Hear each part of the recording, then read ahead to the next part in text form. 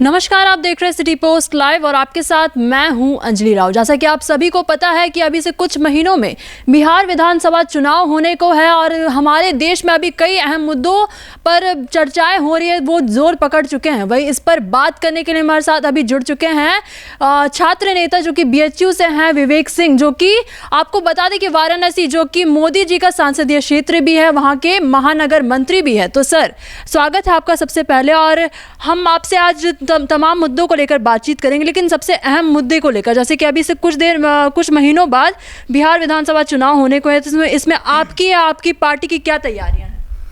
सबसे पहले आपको और आपके सभी दर्शकों को बहुत बहुत धन्यवाद जी।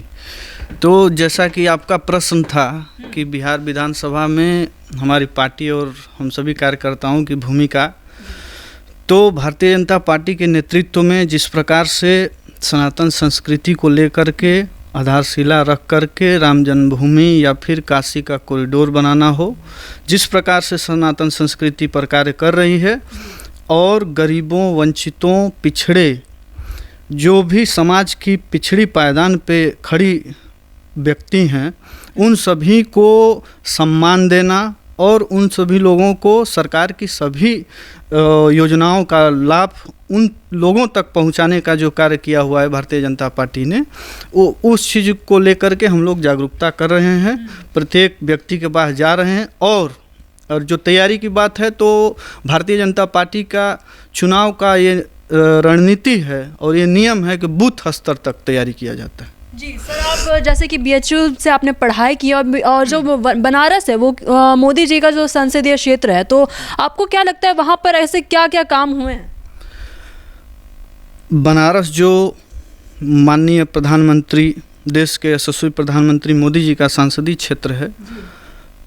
उस क्षेत्र में आप जा कर के देखिए, स्वच्छ काशी, सुंदर काशी को लेकर के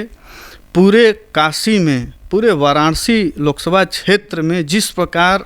विकास की धारा प्रवाहित हुई है, अपने आप में वो बहुत ही प्रशंसा के योग्य है। और उस चीज़ का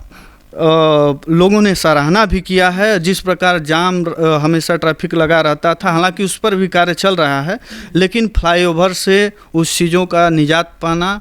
और गंगा को स्वच्छ करना, स्वच्छ काशी, सुंदर काशी, नमामि गंगे जैसे तमाम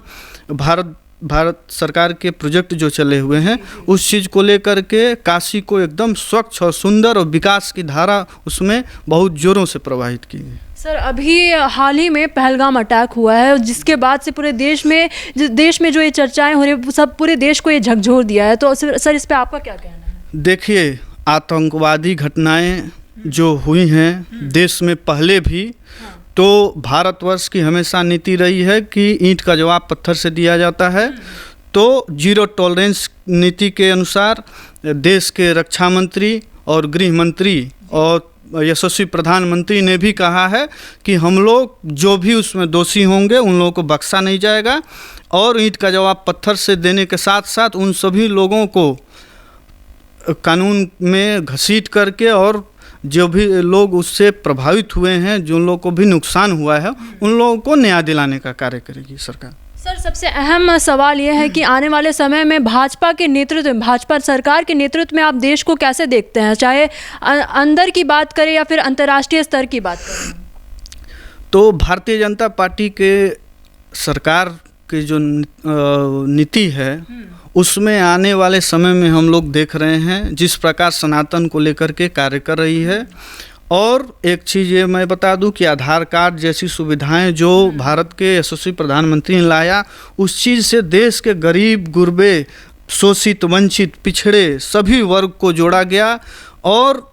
उन लोगों के खाते में डायरेक्ट जो सरकार की योजनाओं का लाभ है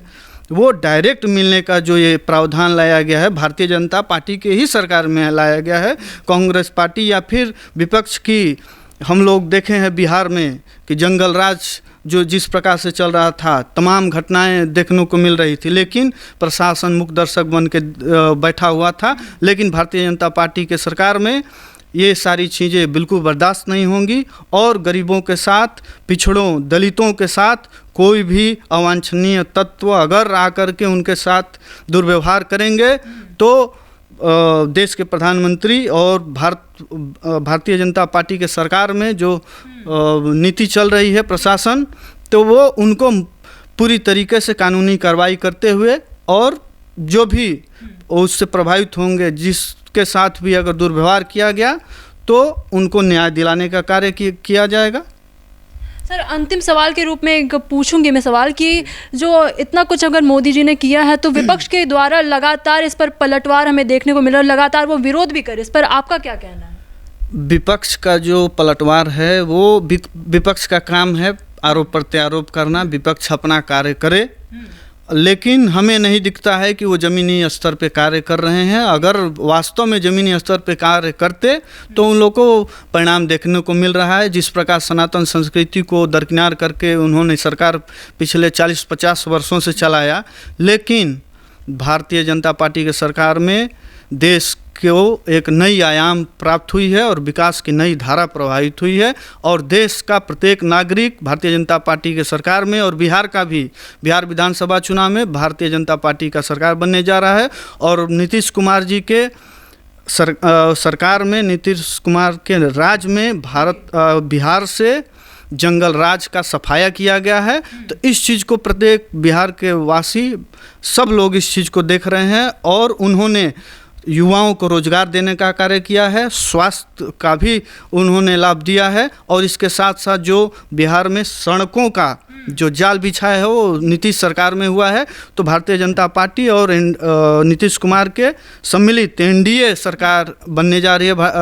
बिहार में, यही मैं कहना चाहूँ। तो इन अहम मुद्दों को लेकर हमने अभी बातचीत की विवेक सिंह से, जो कि छात्र नेता है बीएचयू से और महानगर मंत्री भी है वाराणसी से। और इसी के साथ साथ बिहार विधानसभा में क्या कुछ होने वाला है ये तो आगे देखने वाली बात होगी। तो फिलहाल इस खबर में बस इतना ही। आगे खबरों के लिए आप बने रहिए सिटी पोस्ट लाइव के साथ। आपका धन्यवाद।